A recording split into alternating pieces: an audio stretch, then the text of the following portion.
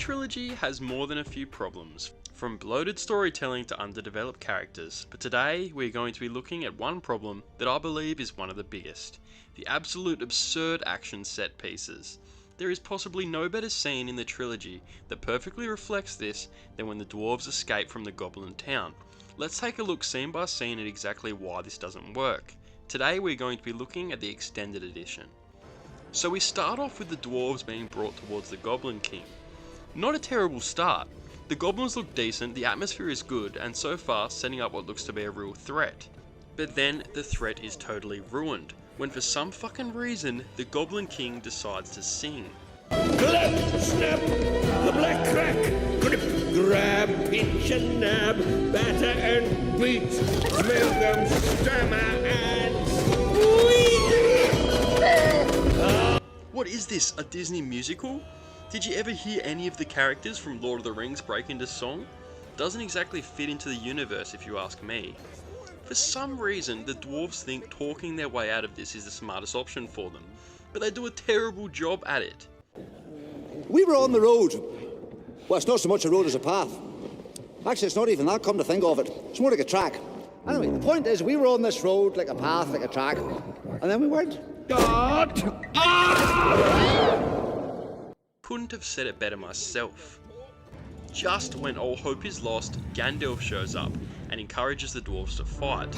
Despite being literally surrounded and underneath tons of goblins, each and every dwarf safely grabs their weapons that were previously taken from them for that matter, and begin to fight.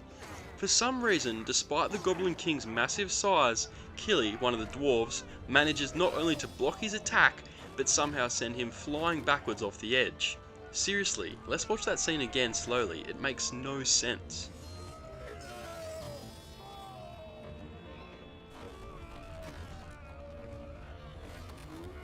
And now, this is where the scene really gets absolutely ridiculous. As you can see, the dwarves are surrounded by hundreds, if not thousands of goblins, but they don't have any difficulty passing through without any of them getting so much as a scratch.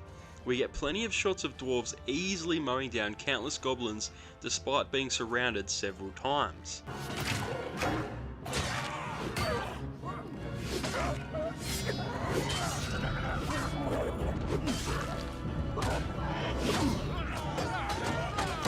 Seriously? I know dwarves are tough, but they aren't all warriors, you know. Bomba is a cook, Ori is an artist, and Owen is a fucking midwife. If they were all warriors, I could try and expand my suspension of disbelief, but given the fact that many of them are not, it completely takes me out of the movie. Thankfully, the goblins don't have arrows, because if that was the case, surely they would all be dead by now. Oh wait, they do have arrows, but only use them at close range when their targets are looking directly at them. That makes sense. Bomba has got like 4 goblins on top of him for some reason, none of them stab him or deal any damage whatsoever. Like, do they have weapons? Surely at the very least they have claws. If they can't do any damage while literally on top of someone, then what is even the point? Next time we see Bomba, he is completely fine, with no explanation by the way. You thought you could escape me. What are you going to do now, wizard?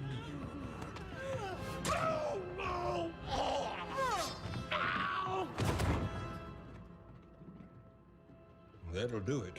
Would the Goblin King really say that though? After hundreds of his people were just killed? Seems like a weird time to make a comedic remark. Then again, 5 minutes ago he was singing his heart out, so what do I know?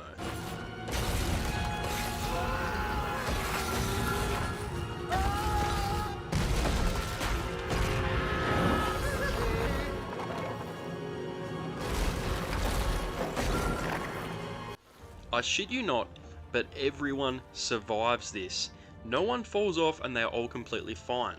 And that's the end of the scenes. Thanks for watching, subscribe for more, and I'll see you next time.